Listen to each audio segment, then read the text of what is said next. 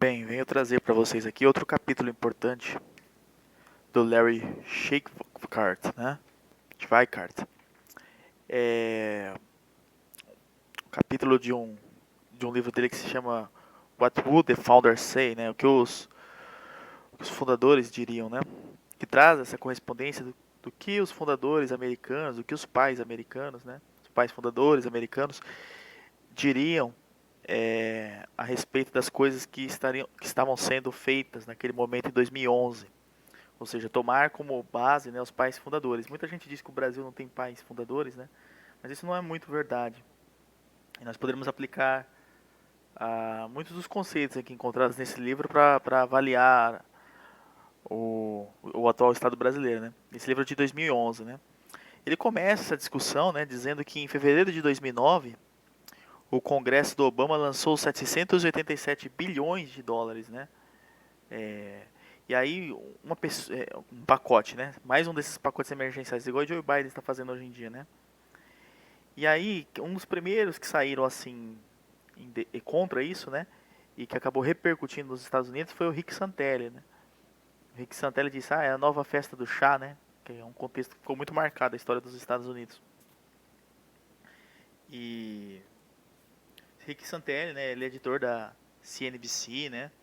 Ele é um dos fundadores do Tea Party, né? Agora ele estava numa outra encrenca aí, outra polêmica, outra briga aí na questão das vacinas também, né? Fiquei sabendo já. É... E segundo o governo do Obama, esses 787 bilhões de dólares era para a plena recuperação do emprego, mas como nós vimos, né? Isso acabou indo tudo para os sindicatos, né? Para os fundos de pensão, né? E não acabou, pelo contrário, né? Não acabou gerando quase nada de emprego de volta que se esperava. Aí eles fizeram até dia 15 do 4, dia do imposto, né? Manifestações em massa por todo o país. Mas o principal ali foi em Dayton, Ohio, que inclusive é a cidade do Larry Shakebart, né? É a cidade desse escritor. Pra você ter uma noção, a cidade tem 250 mil habitantes, né? E 8 mil foram às ruas, né? Que é muita coisa, né? Muito difícil esperar isso no Brasil, que 8 mil pessoas, né? Vão à rua por causa de impostos, né? E uma das questões que eles traziam é por que empregos verdes em vez dos outros, né? Que inclusive virou tema de debate novamente agora na questão da Pensilvânia, né? Já na era Bush, o Congresso Democrata, né, tinha aprovado 700 bilhões também para os bancos em dificuldades, chamaram a compra de títulos lastreados, né, o TARP, que segundo eles era para salvar 6 milhões de empregos e salvar a Chrysler, que estava com enorme dificuldade, em nome da economia de emprego, né. Só que o plano, ele previa o corte quando você analisava com atenção, ele previa o corte de 31 mil empregos, é, previu o corte de 31 mil empregos, né? E que no fundo serviu só para resgatar a United Auto Workers, que é um sindicato, e planos de pensão, de aposentadoria e de saúde. Então acabou fortalecendo mais ainda uma espécie de funcionário público, né? Que existe lá nos Estados Unidos, né? Esse sindicato responsável por controlar os planos de pensão, na verdade acabou sendo para salvar esses planos de pensão e não para criar os empregos, como eles falavam. E houve o corte de 31 mil empregos, se você vê na somatória. E o Congresso, né, cada vez mais aprovando esses gastos. Aí o Larry Shakewar faz a pergunta, né, como um presidente consegue, em tempos de paz, né, decidir quais bancos podem ou não sobreviver. Esse sobrevive, que ele fale. Né? Durante sua campanha, o Obama disse que queria espalhar a riqueza, né? E no juramento de posse disse que os Estados Unidos não são cristãos. Materiais de escolas como o Heather Has Two Mummies, né? Que era um livro LGBT de 1989. Ele para as crianças, inclusive, estava reintroduzindo isso. Depois o Haddad vai copiar isso aqui, mas se a gente analisar, começou lá, né? Trazer esse livro LGBT para a educação infantil. Além de trazer sempre pautas de aquecimento global e currículos de aproximação com a agenda LGBT, empregos verdes, esse tipo de coisa, né? Uma das frases que Obama dizia, né, mostrava o seu compromisso com os globalistas é pensar globalmente, agir localmente, que é a frase típica, né, da elite global, da elite globalista, que até onde eu rastreei, ela vem de um sociólogo alemão, que acho que creio que se pronuncia Ulrich Beck, tá? Ele é um dos criadores, inclusive, das ideias de Agenda 21 e a Agenda 2030 moderna, né? Ele já é falecido, mas esses conceitos vieram dos desdobramentos de um estudo que ele chama Sociedade de Risco, que é mais um fatalista, né? Dizendo que a sociedade vai acabar, a enorme superpopulação. Mas esse sociólogo lá da Universidade de Munique é muito importante, é importante no sentido de fama, né? E acabou tendo enorme influência, assim, sobre o mundo todo. Eu confesso que eu nem conhecia quando eu fiz esse estudo aqui, né? Pra ter noção até que ponto a gente é influenciado e não sabe a origem. Então, Tia Parte, ele reagiu, buscando o que os pais fundadores diziam. Como o governo deveria intervir em mercados, já que a Bíblia não deu instruções explícitas, né, a respeito de coisas muito modernas, como videogames, celulares, né, de que forma que a Bíblia poderia tentar explicar esses novos fenômenos modernos. E aí começa o processo de engenharia social, né, desses globalistas. Porque se pagamos pela saúde geral, aí nós nos achamos no direito de cobrar comportamentos alimentares e hábitos dos outros. Esse que é o problema, né? Quando a gente paga cada vez mais por uma coisa, mais a gente se põe no dever de cobrar dos outros. E isso também vai invadir, é um processo em cadeia porque nós vamos invadir a vida privada das pessoas. Então, por exemplo, as proibições de fumar, elas abriram esse caminho. Como o tabaco era um alvo fácil, né? Elas abriram esse caminho para essa crítica de um certo comportamento nas pessoas, né? Porque segundo os pagadores de impostos, essas pessoas iriam gastar mais do sistema de saúde e isso vai pressionando. Essa reação em cadeia vai jogando um contra o outro, né? De forma que eles precisam ficar provando mais dinheiro ainda, né? Em Congresso para poder aprovar as suas agendas, né? E mudar os hábitos comportamentais da civilização. Que é um plano que o Saul Alinsky dizia. O Saul Alinsky dizia: isole o seu inimigo, eliminando os mais fracos. No caso aqui a indústria do tabaco, né? A indústria ou produto, né? E força a defesa impopular ou uma prática desagradável, que ninguém vai aceitar, né? Uma manifestação a favor do tabaco, as pessoas vão achar que você está maluco, né? A favor das armas, porque é uma prática desagradável, querendo ou não, né? Você ter que executar alguém, você ter que reagir. Acaba se tornando uma defesa impopular, que é isso que o Saul Alinsky pregava. Você isola o seu inimigo, eliminando os mais fracos, né? Aqueles que já vivem ali num limite de dificuldade de explicação do assunto, né?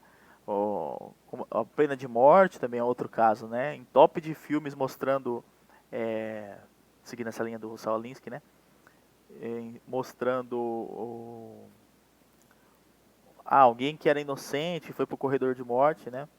Ou agora como esse filme do Mauritano, que estruturalmente é um filme muito bom, mas também você coloca lá um terrorista que por engano entrou dentro na verdade um rapaz que era honesto, né? E acabou entrando como terrorista e aí foi torturado. E você isola esses pontos mais fracos, né? Mais polêmicos da sociedade.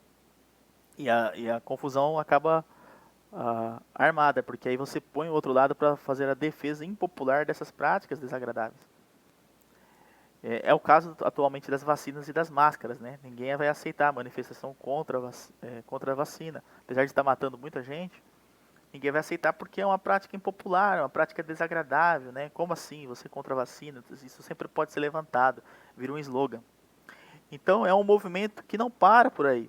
Então era o tabaco, aí é a caça, né? Ficando práticas desagradáveis, né? Hoje a gente está vendo aí a posição da vacina, a, a linguagem neutra, e assim vai se avançando, né? O direito ao homossexualismo, que já é considerado um direito, o direito à separação, que assim é uma coisa que ninguém mais, todo mundo já toma como uma premissa fundamental da existência do Estado. Então esse movimento não para por aí. Aí a grande pergunta é, será que Thomas Jefferson pensava a mesma coisa de seus vinhos, já que ele gostava muito de vinhos? Ou o carneiro e a vitela do George Washington, né? Hoje estaria proibido pela quantidade de gordura de comer essas refeições? Apesar da discordância dos fundadores, nenhum deles estava louco a esse ponto. De modo que quem são os fundadores, né? George Washington, Thomas Jefferson, John Adams, Benjamin Franklin, James Madison, James Monroe, é, o Patrick Henry, Thomas Paine, o George Mason, tá? Apesar das diferenças, todos respeitavam a propriedade privada e a separação de poderes, né, o limite de sua atuação. Então o governo deveria, o mais rápido possível, transferir terras. Ó, para quê? Para que essas propriedades pudessem ser cultivadas para os outros, né? Mas ainda já vemos a diferença no período já do Theodore Roosevelt, né? Que foi um grande presidente, né? Mas a agenda, querendo ou não, globalista já estava atuando, né? Quando nós vemos, por exemplo, uma lei chamada Antiquities Act, eram atos de antiguidade que transformava terras públicas em parques nacionais, né? De forma que aí jamais poderia ser privatizado. E essa questão assim se popularizou de um jeito nos Estados Unidos, né? Que é mais ou menos as nossas demarcações de terras indígenas, né? Mas lá, no caso, a formação de parques nacionais, assim, com territórios imensos, que você não poderia mexer, né, tornando o país improdutivo. Apesar de que todos esses pais fundadores que eu falei, eles pediam financiamento público da educação, mas os fins, vamos deixar bem claro, os fins a que eles destinavam eram outros, né? Era outra circunstância no país, né? Primeiro, uma população bem menor, né? Não teria esse número, essa quantidade absurda de universitários. E as pessoas se esperava que as pessoas fossem estudar de verdade, né? Então, o conceito de coletivo nos Estados Unidos, graças a Deus, ele sempre foi abandonado, né? Quando o John Smith, né, lá na Pocahontas, né, chegou em Jamestown, na Virgínia, e os peregrinos lá em Massachusetts, eles rejeitaram o modelo socialista, né, de construir um estado, por formar um modelo chamado de livre empresa, desprezo pelos princípios mercantilistas, que era o único que conheciam, só existia mercantilismo no mundo, né? O Brasil vai ser criado dentro de um conceito mercantilista. Há exceções no território nacional, né? Mas o projeto inicial era de cunho mercantilista. E o engraçado é que esses peregrinos e a turma do John Smith, eles têm desprezo por esses princípios mercantilistas, né? Eles são fugitivos de perseguições religiosas. E que era o único modelo que conheciam, né? Aí eles tentam trazer esse modo de livre empresa, em que a riqueza não era ouro e prata, era um talento individual e uma livre iniciativa do trabalho árduo. Tá? Assim eles rejeitaram a monarquia, né, por ter uma democracia ali representativa. Então a base imaginária de um medo de autoridade, ela acabava promovendo a liberdade individual. Todos acreditavam na caridade, não em ações sociais, né? Nunca achariam que o governo deve um emprego às pessoas, né? O cálculo de taxa de desemprego, né? Não, no emprego simplesmente você vai lá e busca seu emprego, né? O governo não deve emprego a ninguém. De um modo que hoje já não é possível mais falar em governo bem administrado, como nós tínhamos, o próprio Theodore Roosevelt foi um governo bem administrado, ou o final, por exemplo, do governo do William McKinley, que aquele idiota do Hobsbawm lançava artigos nos anos 80 dizendo que o governo do Ronald Reagan tentava copiar o governo do William McKinley, né, e que seria impossível. O que você lia nesses governos que eram bem administrados? Baixos níveis de dívida, impostos baixos, integridade fiscal. Pleno emprego não existe. Emprego você faz, né? Jamais, por exemplo, como secretário do Obama de 2010, discutir questões de transporte, né? Construir o que favorece um transporte motorizado em detrimento do não motorizado, construção de ciclovias, tudo aquilo que depois acaba sendo implementado aqui no Brasil, foi primeiro implementado nos Estados Unidos, né? E muito menos, assim, debates do tipo, criminosos sexuais devem receber Viagra, que era outra discussão também no governo Obama, né? Se deveria distribuir Viagra para os outros. A gente hoje analisa o governo do Biden, diz que o governo do Biden é desastroso. Mas ninguém tem coragem de dizer que o governo do Obama foi muito mais desastroso para os Estados Unidos, né? Até agora, né? Que o governo do Obama era blindado, né? E na época também a internet era difícil de chegar aqui, né? As informações. Mas o governo do Obama era muito blindado, mas o que o Obama fez de cagada, assim, eu acho que o Joe Biden não chegou nem na metade dele ainda não, né? Que agora tá na moda xingar o Joe Biden, né? Porque a gente acompanha dia a dia, né? Mas se a gente acompanhasse o dia a dia do que o Obama fez nos Estados Unidos, né? A gente ia ficar assim, de cabelo em pé, né? Mesmo os libertários radicais, né? Por exemplo, como Tom Paine, teriam alimentado uma ideia essa ideia em algum momento, né? Da Viagra para criminoso, né? Jamais eu ia pensar um negócio desse, né? Então eles eram muito mais do que homens brancos mortos, né? Como uma definição que alguns secretários do Obama já usaram, né? Ah, eles eram homens brancos mortos. Na verdade, eles eram gênios porque entendiam o perigo de um grande governo. Isso nos ajuda a entender o que eles teriam feito, né? Olhar suas ações no comum do dia a dia, tá? Como se eles estivessem vivos hoje. Né? A existência dos Estados Unidos depende desse ponto, segundo o autor aqui. A existência dos Estados Unidos ela é fundamentada nesse ponto. O que os pais fundadores fariam se eles estivessem vivos hoje, né? É mais ou menos aquela ideia do passado julgar o presente, né?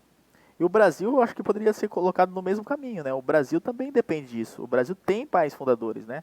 É mais espalhado que nos Estados Unidos, mas uma hora eu vou trazer para vocês assim, a quantidade de pessoas importantes na história brasileira, que se a gente seguisse os caminhos que elas deram, né, a direção, a coisa não estaria desse jeito aí, com esse tipo de juízes, né, com esse tipo de deputados, né, governadores e prefeitos, como a gente viu aí na pandemia, né, espancando todo mundo, em nome desse princípio maior, né, desse governo centralizado.